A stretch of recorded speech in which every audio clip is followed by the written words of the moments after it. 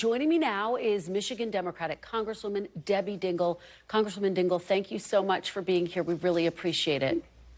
Kristen, it's good to be with you. Well, it's always great to have you. I want to give you an opportunity to respond to what's in the special counsel's report. I'm going to read you a little bit of it.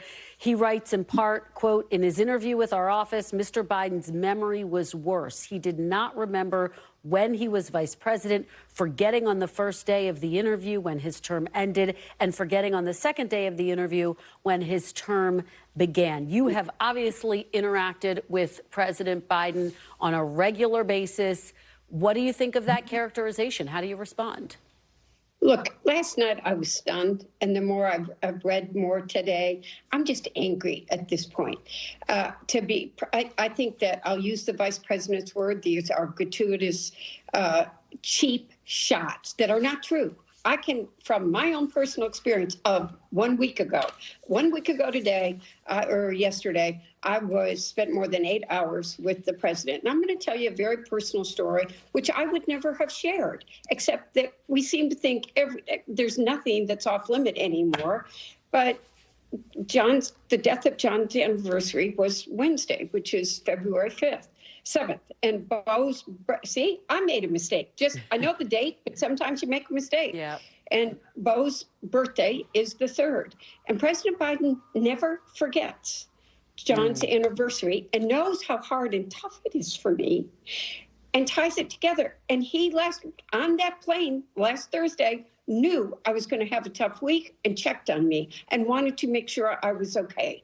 And then we had lots of other conversations about issues that I get two of the worst issues that we talk about, autos and Arab Americans, and we had direct, blunt conversations. We talked about the politics of Michigan. He was on his game. He knew what he was talking about. He listened, and I've seen results of the discussions we've had last Thursday. So I take great offense from my own personal experience at the words that are used in that report.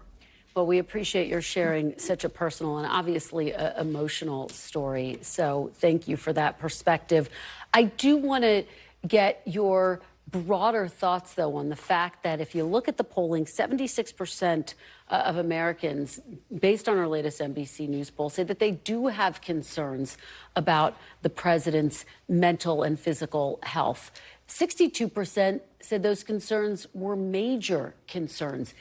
Is the mere appearance of the fact that there might be something to be worried about a political liability? Look, I think that's why you're seeing the White House take this so seriously. Mm-hmm. Now, you've got two men that are clearly going to be the candidates for president. The other person's age is not much younger than Donald Trump than Joe Biden. See, we all keep making mistakes. Mm-hmm. And I would say, why aren't we talking about the 91 felon indictments that he has against him? I'm of the school, let Joe Biden be Joe Biden. When people see who he is, how on game he is, I think this is going to be a hard year. I think this is going to be something that we're going to be talking about. The publicity around this is just one more issue that's got to be dealt with. You know me, I don't mince the facts. But I think these are the two candidates that we're going to be talking about. And Joe Biden has to go out and show people exactly who he is and all the good things he has done and why he is the right man for this job versus Donald Trump. Let me follow up with you on that point, because I have spoken to some Democratic strategists today who say kind of what you just said, that President Biden's the only person who can fix this. He's the only person who can address this, and there needs to be a shift in strategy. He needs to be more out front so that voters can see, these strategists said to me, that he does have the mental acuity to serve another 4 years. What do you think that strategy should look like? Does it include more interviews with the press? Does it include more campaign events? What specifically would your guidance be? Well, I've got to think about this. I'm not sure more press interviews with gotcha questions is the answer, to be perfectly frank. But when I saw Joe Biden walked in to that, I didn't even know what his schedule was going to be last Thursday. I knew we were going into a UAW hall, But when we went into that bar and grill, and there were people that didn't even know he was coming, some had been invited, and you watched him interact with everybody, he was in his element. He's the Joe Biden I have known for 40 years, and they trust him, and they like him, and they love him. Put him with real people. Let Joe Biden be real. Get him a little less in the bubble that people want to put him in. People will easily want to reelect him as president. Let me tell you what a Democratic House member told my colleague, Peter Nicholas, quote, "It is a nightmare," referring to these developments. "It weakens President Biden electorally, and Donald Trump would be a disaster and an authoritarian. For Democrats, we are in a grim situation." What do you say to some Democrats who argue it may be time to consider a plan B, even though realistically there's not really time for that?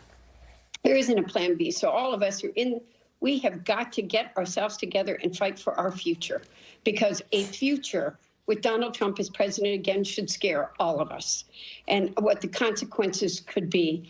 And we've got to go out and tell, all of us have worked with this man. We know how good he is. We know what he's delivered on. You know what I'm tired of? I am tired of Democrats and Republicans are worse, who voted for the bipartisan bill, voted for the IRA bill, and then don't give Joe Biden any credit for his leadership. I've sat through presentations in my own state where they take credit for all these things, and Joe Biden's name is never mentioned, and yet every one of those was a federal dollar that came because of his leadership.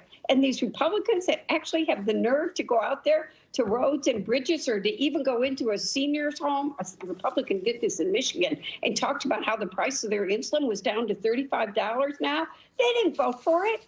We got to remind people how people vote, what they do, what they don't do, and what our vision and what's been delivered on. I'm tired of words. We got to stop talking words. We got to show people what's been delivered on, what the actions are.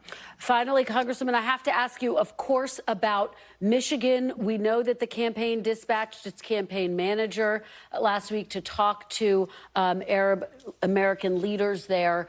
You and I have had a number of conversations about Michigan. What's your level of concern at this very moment about President Biden standing in your state? Look, it's a purple state. It's competitive, and it will probably be competitive until November. I'll tell you the truth, so I'm not going to lie about that. There were a group of people came out from Washington yesterday. I've talked to almost every single person that participated in a variety of meetings. I've talked to many people who refused to participate in those meetings. There is a lot of hurt. There is a lot of anger. I do believe that the effort is actually being made now to understand, to hear. These people want a ceasefire, and they want to, let's just hope there are no more deaths. There's some very dangerous things happening in the Mideast right now, and hopefully we're going to see a ceasefire in the next couple of weeks, and then you can move on to more productive conversations. They will not happen without a ceasefire. Okay. Congresswoman Debbie Dingell, thank you so much for joining us on the heels of an incredibly busy week. We really appreciate it. Good to see you as always. Thank you. Good to see you. Thanks for watching. Stay updated about breaking news and top stories on the NBC News app, or follow us on social media.